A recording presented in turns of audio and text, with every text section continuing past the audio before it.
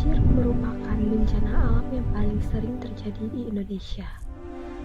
Banjir adalah keadaan di mana suatu daerah tergenang oleh air dalam jumlah yang besar. Penyebab utama banjir adalah hujan deras terus-menerus dan juga sifat buruk orang-orang Indonesia yang sering membuang sampah ke sungai. Hal ini dapat membuat kotornya air sungai dan akhirnya air bisa meluap ke permukaan. Banjir memang sangat meresahkan masyarakat dan pastinya proses perekonomian di suatu daerah jadi terganggu, seperti proses sosial dan ekonomi serta transportasi. Berikut proses pendukung dan penyebab terjadinya banjir. Yang pertama, berkurangnya luasan hutan dan penebangan secara masif atau secara liar.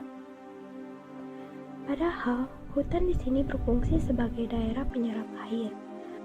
Penebangan hutan menjadikan area peresapan air menjadi berkurang yang mengakibatkan menurunnya kemampuan alam untuk mengontrol air sehingga ketika hujan lebat, debit air yang dilepaskan semakin besar dan pada akhirnya menyebabkan banjir. Selanjutnya yang kedua, curah hujan yang cukup tinggi. Artinya, hujan lebat tiada hentinya dan terjadi berlarut-larut dalam waktu yang lama. Ini akan sangat berpotensi terjadinya banjir, terutama pada kawasan rendah atau dataran yang memiliki kontur yang cekung, sehingga bisa mengakibatkan adanya genangan air secara luas. Selanjutnya yang ketiga, daerah yang memiliki dataran rendah. Daerah yang memiliki dataran rendah sangat berpotensi terjadinya banjir.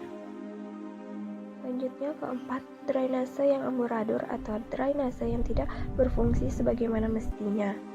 Drainase yang tidak berfungsi sebagaimana mestinya dapat menimbulkan genangan air yang lebih besar sehingga terjadinya banjir. Penyebab yang kelima adalah sampah yang dibuang sembarangan seperti di sungai atau selokan atau saluran lainnya akan mengakibatkan tersumbatnya aliran air dan menyebabkan sungai meluap.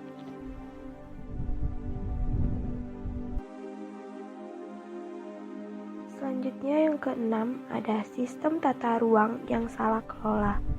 Sistem tata ruang yang salah kelola seperti adanya praktik perizinan yang tidak berkesinambungan dan tidak sesuai fungsinya, ini akan menyebabkan banjir di suatu saat dan akan menjadi bumerang besar bagi masyarakat. Selanjutnya yang terakhir ada tidak adanya ruang terbuka hijau. Tidak adanya ruang terbuka hijau ini bertujuan untuk menjaga ketersediaannya lahan sebagai kawasan resapan air yang digunakan sebagai alternatif untuk mengurangi risiko banjir.